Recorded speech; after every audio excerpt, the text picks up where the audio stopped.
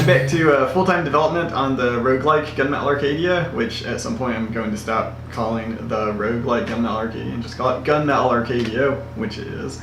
And I'm starting with what I consider to be one of the game's more fun and interesting challenges, which is randomized level generation.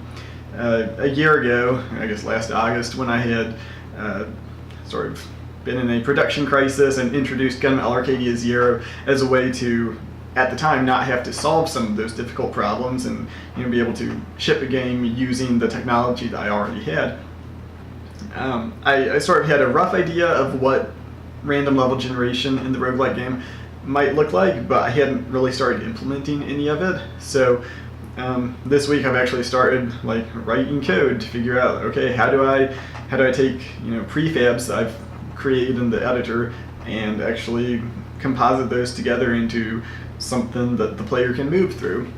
So I'm sort of thinking of it in terms of a few different stages. At the highest level view, I'm sort of imagining what the overall layout of the level is going to be. If you look at levels in Gunmetal Arcadia 0, they tend to be very linear. It'll be like a horizontal stretch and then a vertical up or down and then a little more horizontal, and it continues on that way to the end. And that was mostly informed by games like Mega Man, where you have a linear sequence of events that happens from start to finish. And I think for the roguelike game, I may want to do a little bit more with branching paths and actually have more of that sense of dungeon crawling and exploring. I don't necessarily think that it should be big sort of labyrinthine mazes where you get lost and you need a mini map and those sorts of things. If at all possible, I'd like to not have to have a mini map. I'd like to rely on landmarks to be able to sort of guide your sense of direction. But anyway, at some level, I need to be thinking of what the overall shape of an individual level is going to look like. Once I get beyond that, I can start breaking it down into rooms. These can either be like single screen rooms where you might fight a boss or a mini boss, or they can be scrolling regions. And scrolling regions can be basically any size, but sort of quantized into one room increments. So you'd never have a scrolling region that's like 1.5 rooms in length. It's always integer, not integer numbers of dimensions. So I can start thinking of breaking down the world into these bits that scroll in certain directions, and then inside each of those scrolling regions, I can start thinking about how to actually composite the geometry of the level, what the player is actually going to be seeing and walking across. And this is I guess what I've been working on most recently, and I think where most of the really interesting challenge is, because at a high level, the structure of a map is interesting and will affect the way you feel about the game when you play it. But if you don't have really interesting, tangible things to interact with on a moment-to-moment basis, it's going to fail. So my first idea, and what I initially prototyped, and what I wrote about a little bit in Monday's blog, was to prefab rooms at one room scale. So an entire screen would be a prefab. And that felt just a little bit too, it was too large of a scale. The prefab's nature becomes very, very obvious when you're seeing the same shapes repeated over and over. I would have to sort of author way too many prefabs to sort of prevent that redundancy. So what I'm thinking about now is breaking the screen down into quarter rooms. So break it into a top and bottom half and a left and a right half, and author prefab content that can fit into one of those little cells, and then composite rooms and scrolling regions out of these smaller cells. So I've been making some changes to my editor, making some changes to my test content to sort of prove that out. And I'm going to switch over to my editor here and take a look at what that looks like.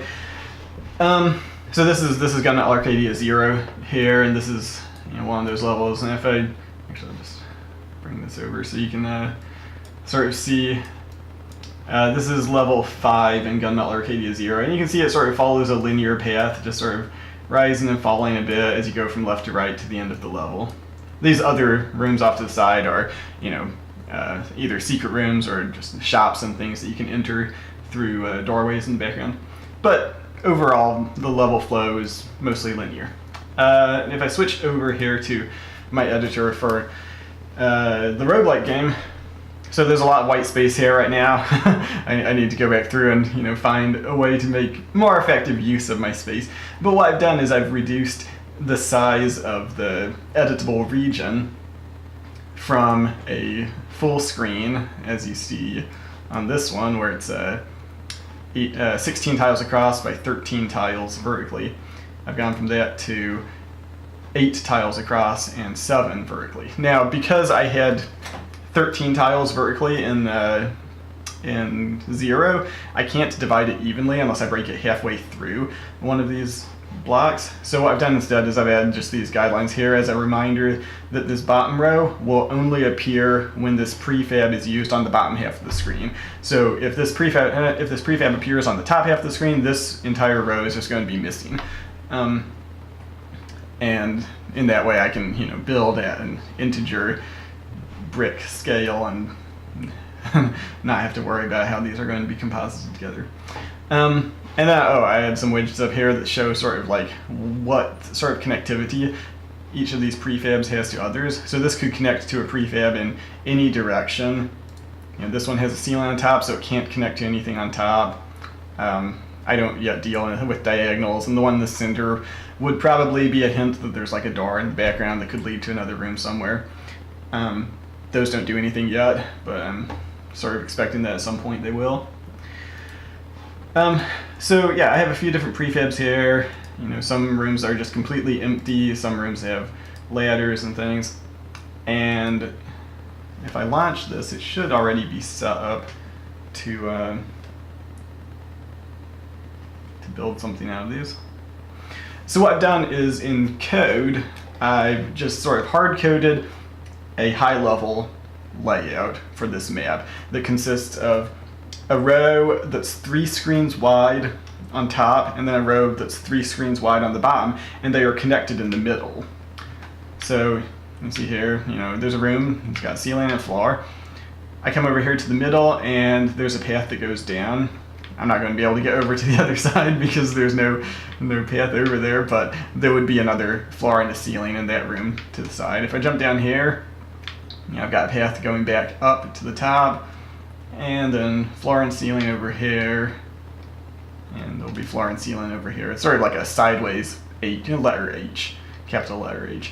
I've just sort of hard-coded that layout in code just as a way to get things moving here. But what you can see is that within that layout, I've broken these down, and each room is being, or each screen is being composited out of 4 different cells chosen at random. Now you can also see here, I don't have any information right now to tell it, for instance, this ladder needs to connect to a ladder on the bottom. And I'm going to be trying to solve those problems. I'm thinking what I might do is be able to author prefab content that's larger than that quarter screen scale. Essentially use some of the tools that my editor already had to define scrolling regions and just use those to connect prefabs together. So if I switch back to my editor here, if I go back to 0, I have a way that I can, on this little mini-map screen over here, I can click and drag and create scrolling regions. And that's what I do, to create like lengths of rooms that are connected together and scroll. So I can do that same thing in the editor here for these prefabs. I could say, I have the bottom part of a ladder here and the top part here, and I've actually already created a scrolling region there that connects those. So what I could do then when I start building the level, I could look and see, does one of these prefabs belong to one of these scrolling regions? And if so, only use that prefab if there's also space for the ones that are connected to it, and I can sort of composite them all together into one thing. I'd like to be able to do even more with specifying how these prefabs could connect to each other. For instance, here I have the top part of a ladder similar to the room that's next to it, but this one has a ceiling. I'd like to be able to say that this prefab could also connect to this one on the bottom.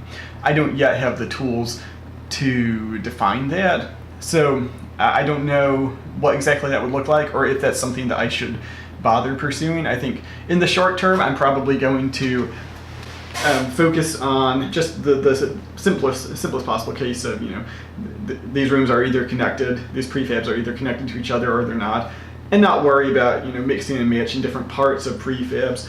But it's definitely something that I'm thinking about, and once I start to get a better sense of like what do these levels look and feel like, once I have real content that's not just test placeholder content, what does it feel like as those start coming together? I think then I'll have a better idea of which features I should pursue and which I shouldn't. But yeah, that's sort of the current state of things. I'm expecting that random level generation is going to be a problem that really persists throughout the entire development of this game. I don't think I'm ever going to be able to say, okay, it's done and now I can move on to content generation. I think it's going to be a feature that grows with the development process of the game. So this is just sort of the very first tentative steps into what this will be. But yeah, I'm excited that within a couple days I already have something that's randomized on screen. So that's exciting. As always, if you like this video, please like and subscribe. This series is supported through Patreon.